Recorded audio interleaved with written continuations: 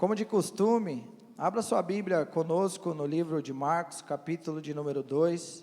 Nós vamos ler do verso 1 ao verso 12. O mesmo texto que foi exposto no domingo, nós traremos aqui hoje essa exposição. E que você possa acompanhar conosco. Quem sabe do que nós estamos falando durante esse mês? Levanta a mão. Nós estamos falando sobre alguns pilares basilares da fé cristã. Alguns pilares basilares que nós precisamos ter para nós termos uma vida, uma vida inserida em Cristo, uma vida genuína em Cristo.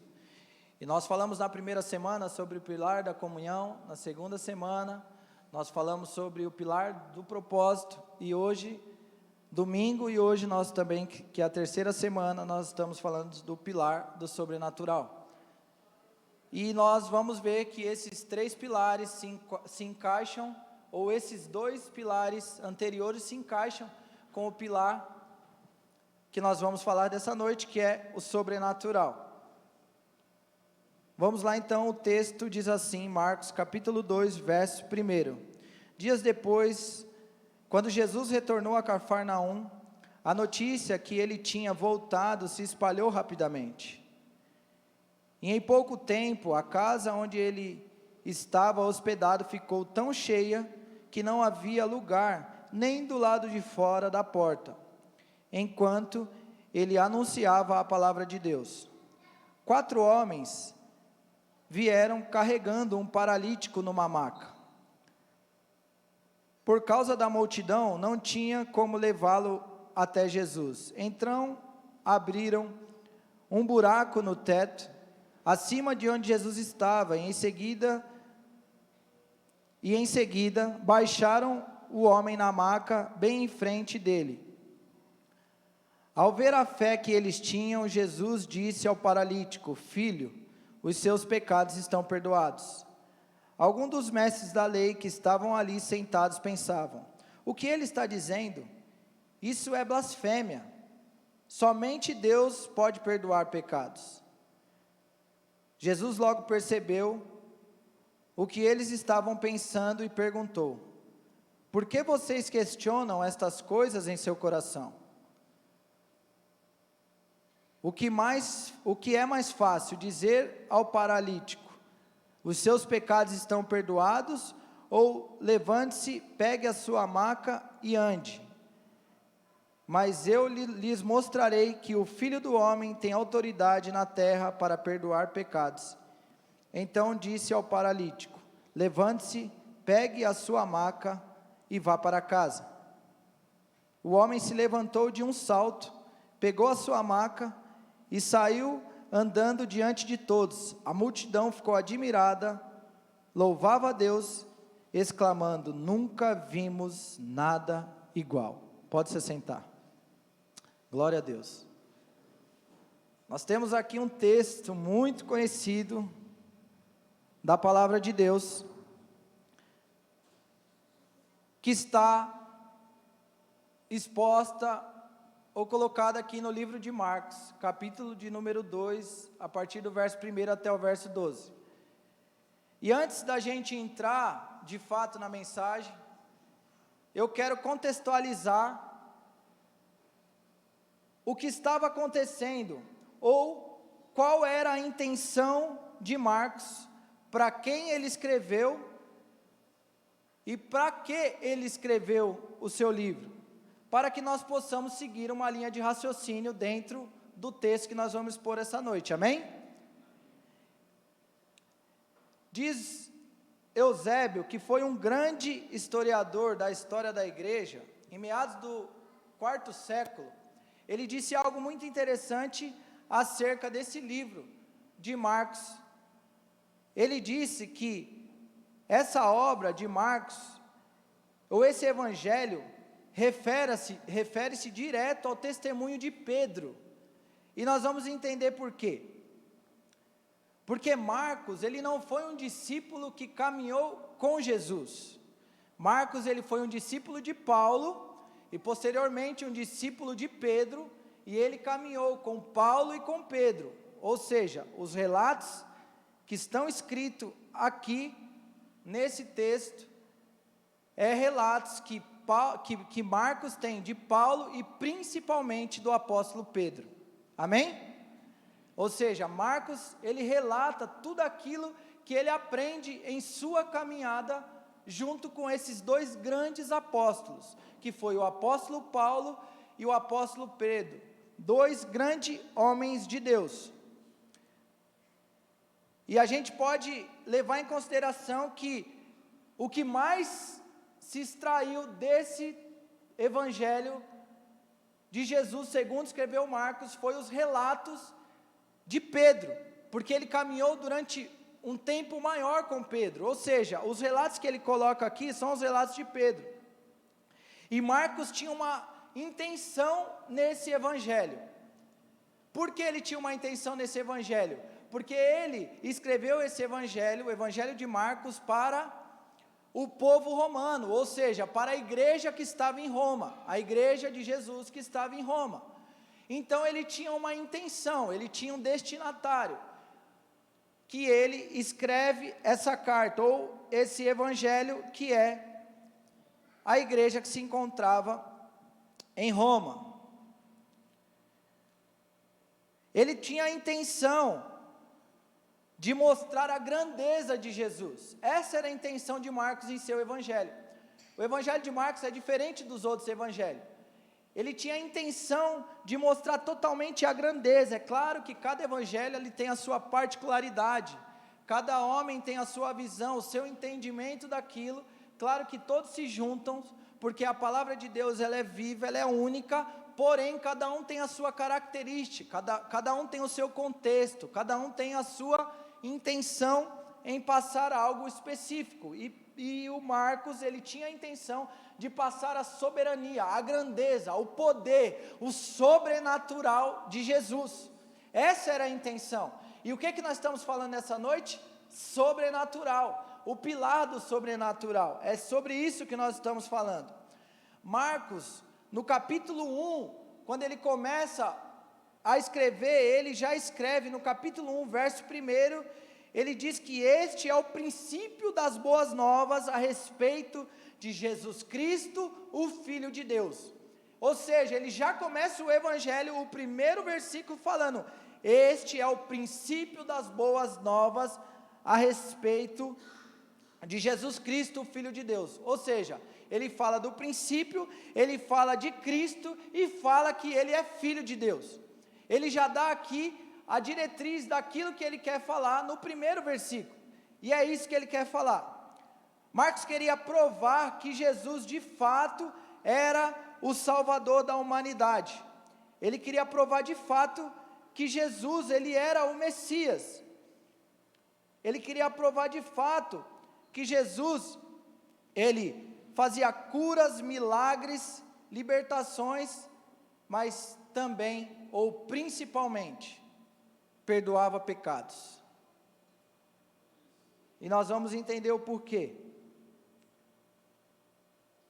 Marcos tem a intenção de trazer os feitos de Jesus e traz uma narrativa dentro do seu evangelho, ou do evangelho de Jesus segundo ele escreveu. Ele traz uma narrativa bastante dinâmica e prática. Veja que ele já começa o seu evangelho de uma maneira bem prática. Deixa eu só me encontrar aqui.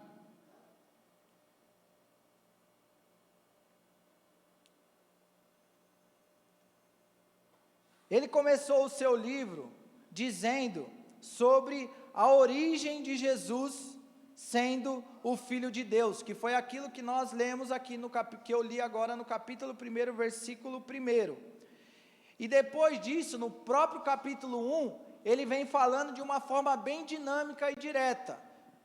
Ou seja, ele queria provar que Jesus ele era o Filho de Deus, ele queria provar que Jesus ele era o Salvador do mundo. Ele queria mostrar para aqueles cristãos que estavam em Roma, ele queria mostrar para o povo de Roma que Jesus ele era de fato o Salvador. Então ele começa dizendo isso, depois ele vai direto e fala sobre João Batista anunciando Jesus no deserto. ele fala da tentação de Jesus, fala da separação dos discípulos, fala de Jesus expulsando um espírito imundo. Ele também fala da cura de muitas pessoas, inclusive ele dá ênfase na cura da sogra de Pedro. Ele anda por várias cidades anunciando as boas novas e curando. Ele cura, faz libertação, fala que ele liberta um leproso completamente. E veja que naquela época, a lepra, ela fazia alusão ao pecado.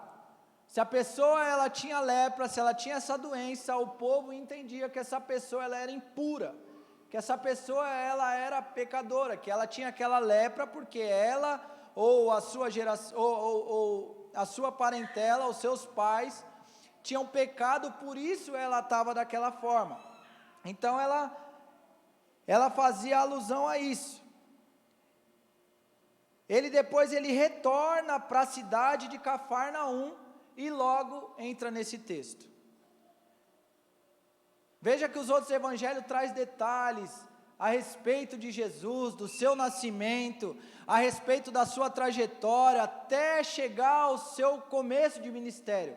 Mas não, Marcos ele já começa no ministério de Jesus, já começa com Jesus já sendo batizado por João Batista, e já começa com Jesus de uma forma muito dinâmica e prática, fazendo aquilo que ele veio de fato para fazer, que é trazer cura, salvação a toda a humanidade. Então ele tinha essa preocupação, amém? Até aqui, todos estão comigo?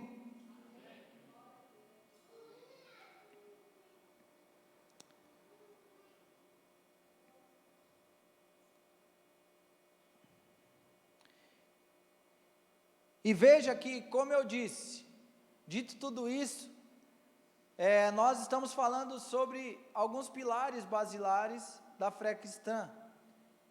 E nós falamos sobre comunhão na primeira semana, como eu disse, falamos sobre propósito, e hoje nós estamos falando sobre o sobrenatural de Deus. E se nós lemos esse texto e expomos ele, nós vamos entender o porquê que eu estou dizendo isso, ou o porquê que esse texto ele casa certinho junto com tudo que nós falamos até aqui. Veja que isso mostra que, se a gente ler o texto, vamos lá no capítulo 2, verso de número 2, capítulo 2, verso de número 2,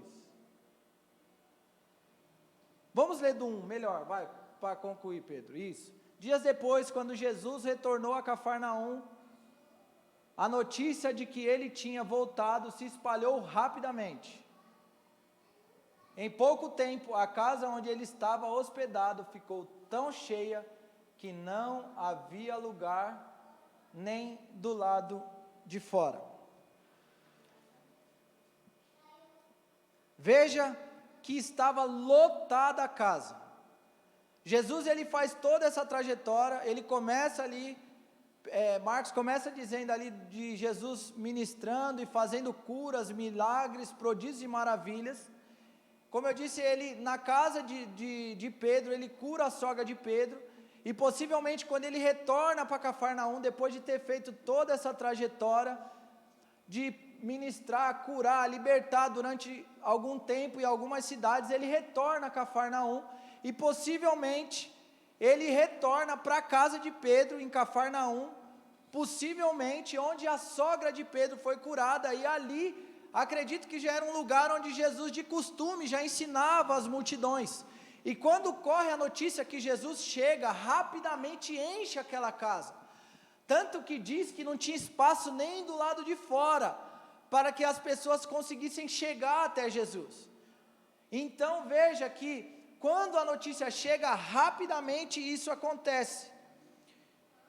E é incrível que existem aqui alguns homens, especificamente 5 homens, sendo um paralítico e outros 4 amigos, que eles fazem algo muito interessante. Próximo. Enquanto enquanto ele anunciava a palavra de Deus, foi a parte B. Quatro homens vieram carregando um paralítico numa maca. Veja, 4 homens vieram carregando o paralítico numa maca. O que que isso quer dizer? O que que eu extraio disso daqui e trago para as nossas vidas? Veja que a casa estava cheia. Todo mundo queria tirar uma casquinha de Jesus. Todo mundo queria um milagrezinho de Jesus, não diminuindo os feitos de Jesus, muito pelo contrário, mas eu estou dizendo porque as pessoas iam até Jesus querendo algo em troca. As pessoas chegavam até Jesus esperando milagres, esperando cura, esperando coisas que só Jesus podia dar. Isso é bom, porém, tinha 4 homens que durante esse período que a casa encheu, eles olharam e falaram: meu Deus, não tem como a gente levar o nosso amigo. A Bíblia não diz o nome desse paralítico, mas não tem como a gente levar o nosso amigo até Jesus. O que vamos fazer?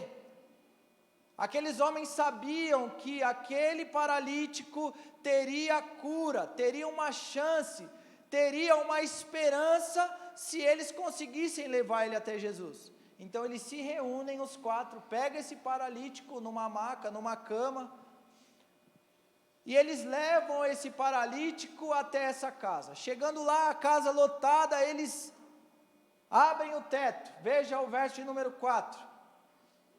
Por causa da multidão, não tinha como levá-lo até Jesus. Então abriram um buraco no teto. Eles abrem o teto. E eles fazem um buraco no teto. Imagina só, nos dias de hoje, acho que até o Lucas falou sobre isso, imagine nós aqui reunidos, e o teto se abre aqui, e de repente desce um paralítico, numa maca aqui no meio de todo mundo. Veja que eles fazem algo que, se nós pararmos para pensar, é algo surreal, é algo que, será que nós fazíamos isso hoje? Será que teria como? É claro que eles estavam num outro contexto.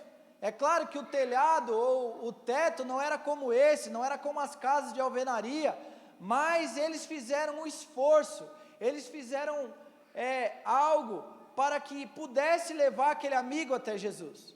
E o que eu tiro disso?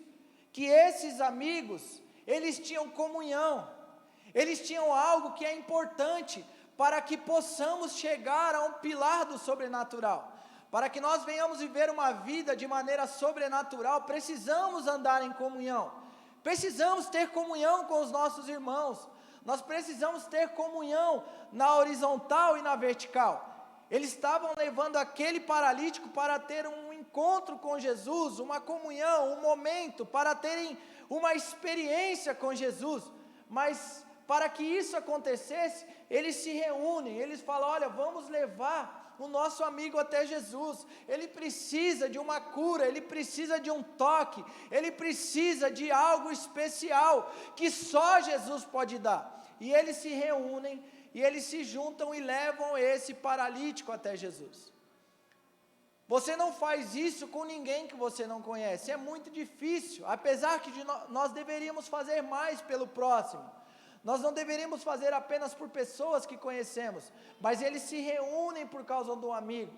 E o que eu aprendo com isso? Que quando nós temos comunhão com alguém, o problema dele é o nosso problema, o martírio dele é o nosso martírio, a alegria dele também é a nossa alegria. E esses amigos, eles tinham isso em comum, eles tinham uma comunhão profunda e queriam viver uma vida de maneira sobrenatural, e eles sabiam que só conseguiriam se eles se achegassem até Jesus. E eles se achegam até Jesus,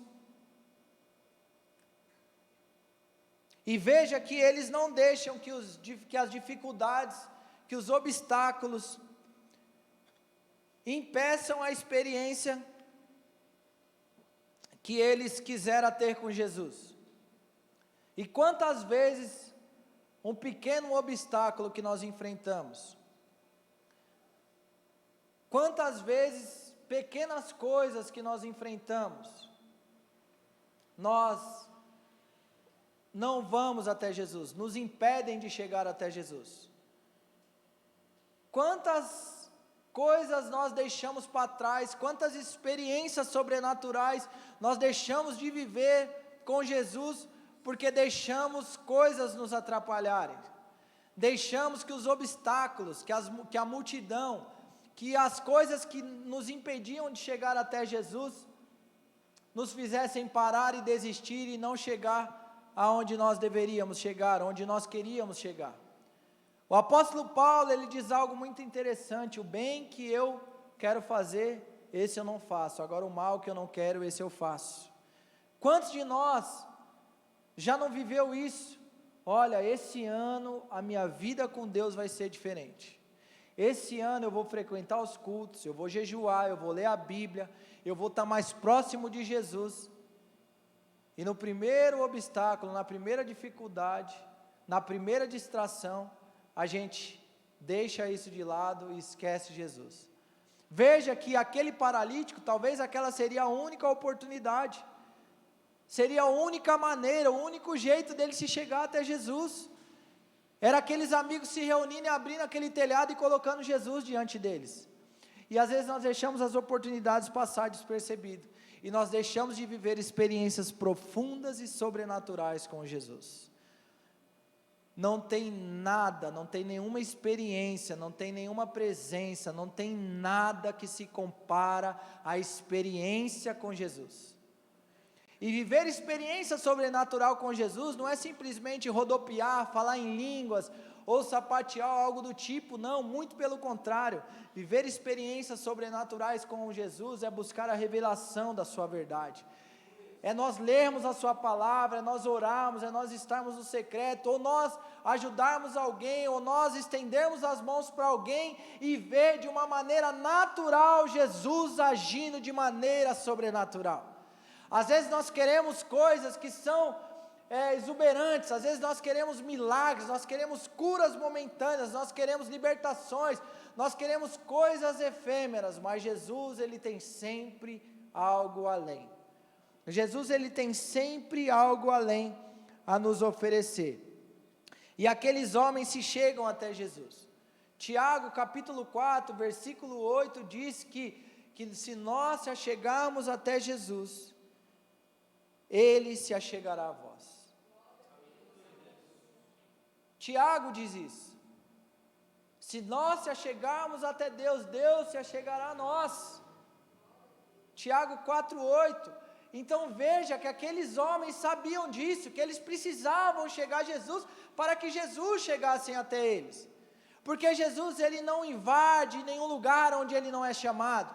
Jesus não vai invadir o seu coração, ele vai bater na porta do seu coração. Se você abrir, ele vai entrar. Se você abrir, você vai viver experiências sobrenaturais. Se você abrir, você vai ter transformação de vida, você vai ter um upgrade espiritual na sua vida, porque as coisas não acontecem, porque as coisas continuam do mesmo jeito, porque Jesus mudou, não, porque nós não nos achegamos a Ele. Se achega a Ele, que Ele se achega até você, se achega a Ele, que o milagre é garantido, a cura é garantido, e muito mais do que isso, a salvação, o perdão está disponível a nós. É isso que Jesus tem disponível para nós. Dando continuidade, vamos ler o verso de número 5. Ao ver a fé que eles tinham, Jesus disse ao paralítico: filho, os teus pecados estão perdoados. Ué, mas ele não se achegou até Jesus querendo uma cura. Ele era um paralítico, foi levado numa maca, e foi isso o que os amigos levaram ele, para que ele fosse curado por Jesus. Mas a primeira coisa, quando Jesus vê aquela cena, Jesus, ao ver a fé que eles tinham, disse ao paralítico: os seus pecados estão perdoados.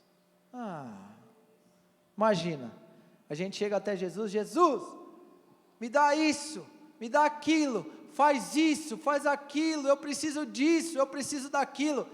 Jesus vira para nós e fala: os seus pecados estão perdoados.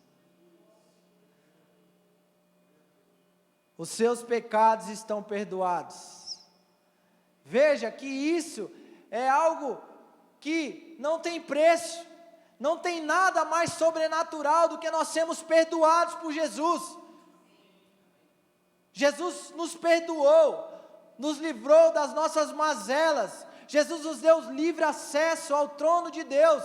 Através da cruz nós temos salvação, através da cruz nós temos uma nova vida em Cristo. E nós às vezes queremos algo passageiro. Aqueles amigos tinham boa intenção, às vezes nós temos boa intenção, às vezes nós vemos no culto porque nós falamos, eu preciso ir lá porque lá eu me sinto bem, eu preciso ir lá porque lá eu saio em paz, eu preciso ir lá porque eu preciso mudar a minha vida, eu preciso ir lá porque lá eu tenho certeza que o meu casamento vai ser mudado, eu preciso ir lá porque eu tenho certeza que o meu filho vai ser alcançado.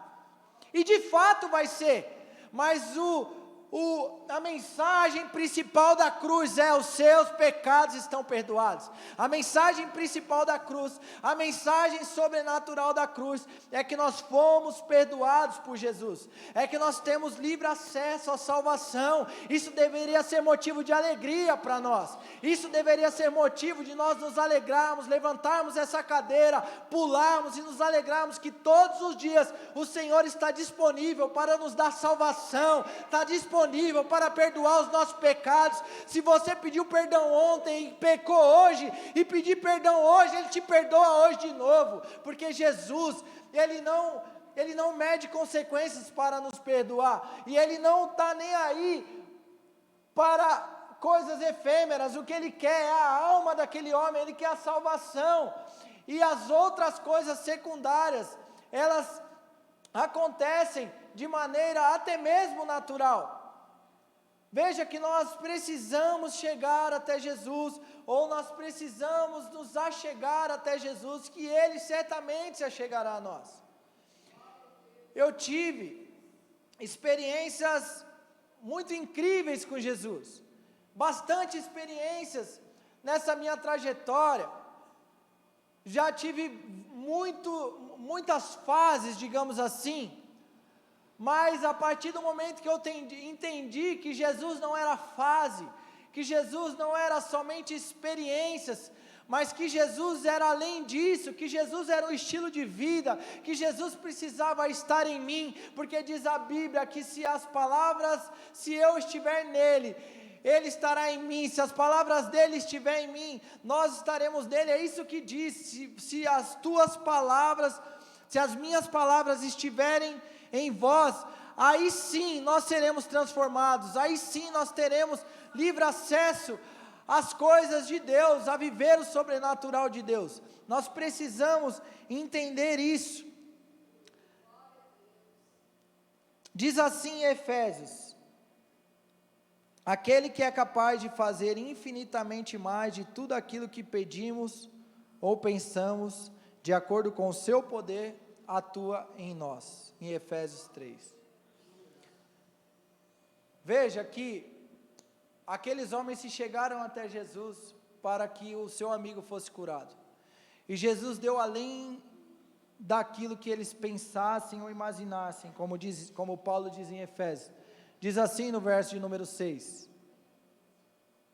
Alguns dos mestres da lei que estavam ali sentados pensavam: por que ele está dizendo isso? É blasfêmia, somente Deus pode perdoar pecados. Veja, voltando até um pouco aqui, ele for atrás de uma cura, Jesus perdoa os pecados e cura aquele paralítico. Só que antes disso, Jesus ele é indagado por alguns dos fariseus que ali estão, os mestres da lei, os doutores da lei. Na verdade, indagado não, eles pensam a respeito de Jesus, mas Jesus que sonda os corações e os pensamentos, ele olha, ou ele vê aquela cena ali, e ele sondando o coração daqueles homens, ele diz assim, no verso de número 8: Jesus logo percebeu que eles estavam pensando e perguntou: por que vocês questionam essas coisas em seu coração? Veja, Jesus ele estava curando, libertando, estava fazendo sinais, prodígios e maravilhas, porque por onde Jesus passava, as pessoas eram curadas, as pessoas eram libertas, as pessoas eram salvas. E para Jesus, o milagre, a cura, aquilo que nós precisamos, está de fato ligado à salvação. Jesus, muitas vezes, quando as pessoas pediam cura, eles diziam: vá em paz, a tua fé te salvou. Vá em paz, a tua fé te salvou. Ou seja, Jesus, Ele tem algo completo para nós. Por mais que nós pensamos pequeno, de maneira pequena, às vezes nós queremos algo pequeno, Jesus tem sempre mais. Jesus, Ele é poderoso para dar tudo aquilo que nós precisamos, e Ele dá infinitamente mais daquilo que pensamos ou pedimos, ou imaginamos. E é isso que Ele faz com aquele homem. Ele não só promove a cura física daquele homem, como a cura da sua alma, como o perdão de seus pecados. Talvez aquele homem, ele por ser paralítico, talvez ele ficava ali na sua cama, ali sofrendo, talvez ele tinha mazelas na sua alma, dores que só Jesus sabia, e quando ele se achega até Jesus, talvez ele carregava culpas em seu coração, que quando ele se achega até Jesus, que Jesus vira para ele e fala: filho, os seus pecados estão perdoados.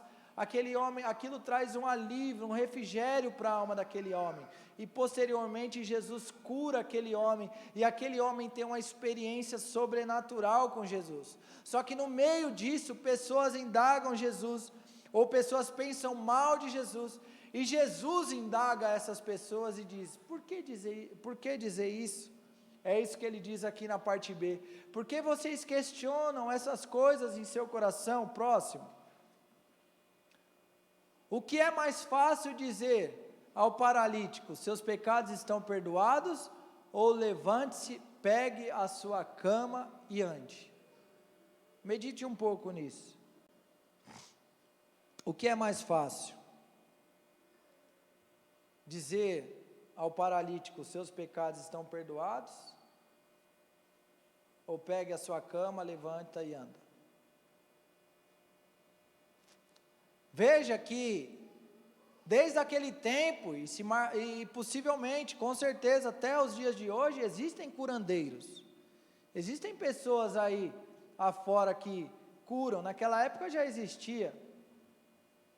E Jesus estava dizendo para aqueles homens: o que é mais importante? Dizer ao paralítico: levante, os seus pecados estão perdoados? Ou levante-se, tome a sua cama e ande, tome a sua maca e ande? O que era mais fácil? O que Jesus está dizendo aqui? Jesus está se revelando a eles como Deus. Jesus está se revelando a eles como o próprio Deus. Isaías 43, 25 diz assim: somente eu, por minha própria causa, apagarei os seus pecados e nunca mais voltarei a pensar neles. Olha o que ele está dizendo aqui. Aqueles fariseus, aqueles homens que estavam desconfiados de Jesus, aqueles homens que estavam olhando para Jesus e falando: o que ele está dizendo? Só Deus tem poder de perdoar os pecados. Quando Jesus vira para eles e fala isso: o que é mais importante?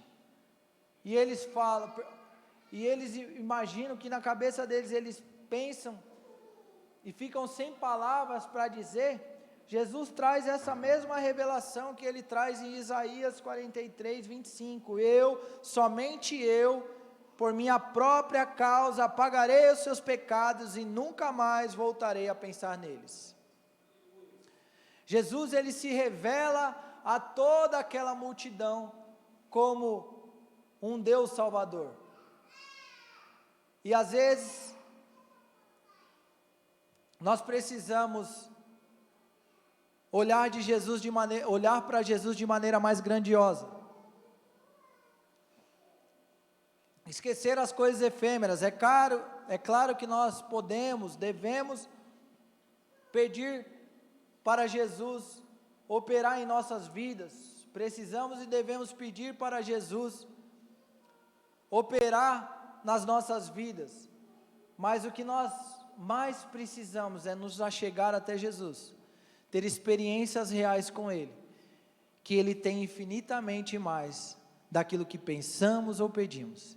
Ele sempre sabe o que nós precisamos, e às vezes aquilo que nós pedimos não é aquilo para aquele momento, talvez por um outro momento, e Jesus sabe. E quando nós estamos próximo de Jesus, nós temos a sensibilidade e entendemos que viver de uma vida sobrenatural faz com que nós vivemos experiências sobrenaturais com Jesus. Aqueles amigos, eles tinham comunhão. Por causa disso, eles tiveram um propósito, e posteriormente a isso, viveram uma experiência sobrenatural com Jesus. Dentro desse texto, os 3 pilares que nós falamos, esses homens tinham comunhão, tinham um propósito por algo, que era se achegar até Jesus, e eles viveram uma experiência sobrenatural com Jesus. E quando nós andamos com Jesus, dia a dia vivemos experiências com Ele, sobrenaturais. Como eu disse, ainda que de maneiras naturais. Quando nós estendemos as mãos para alguém, quando nós ajudamos alguém, quando nós oramos por alguém, abraçamos alguém, quando nós olhamos para a causa de alguém com empatia, quando nós olhamos por nosso irmão com empatia, com certeza Jesus, Ele pode operar na vida dessa pessoa com ato natural nosso, de maneira sobrenatural na vida de alguém. Com certeza você já viveu experiências assim. E para encerrar, se o louvor já quiser subir, eu vou encerrar, e eu vou passar a palavra para o Lucas. Quero fazer rapidamente 3 aplicações aqui em cima disso. A primeira é que para termos experiências sobrenaturais com Jesus, nós precisamos crer que isso é possível e não se limitar ao que é efêmero, como aqueles amigos. Para nós vivermos experiências sobrenaturais com Jesus, nós não podemos nos limitar às coisas efêmeras dessa terra. Nós precisamos nos achegar até Jesus e crer, porque quando Jesus olha a fé daqueles homens, Ele age naquela vida de uma forma como nunca antes, e é isso que Jesus faz. Segunda aplicação, só Deus, por intermédio de Jesus, pode perdoar pecados, e uma vida sobrenatural, não tem jeito, ela começa na cruz, é só dessa forma. O perdão está disponível para nós todos os dias. Amém. Nós precisamos ter o nosso coração inclinado e arrependido, disponível para que Jesus opere em nossas vidas. Amém. Muitas vezes buscamos coisas que aos nossos olhos parecem boas, mas só Jesus sabe o que é bom. Só Jesus, Ele tem disponibilidade àquilo que é eterno. E Jesus, Ele sempre estará estendendo a nós uma vida de eternidade. Nós temos 2 escolhas, ou uma vida de eternidade com Cristo, ou uma vida de eternidade sem Cristo. Nós não temos outra opção. E a terceira aplicação é que uma vida de comunhão gera propósito e nos faz viver de maneira sobrenatural em Deus. Amém. Então que nós venhamos caminhar com esse objetivo, andar numa vida de comunhão, porque isso nos levará ao propósito da cruz, ao propósito de Cristo, ao propósito eterno, ao propósito que Ele tem para nós. E através disso viveremos experiências sobrenaturais com o Senhor. Amém? Amém. Aplauda bem forte ao Senhor. Deus abençoe.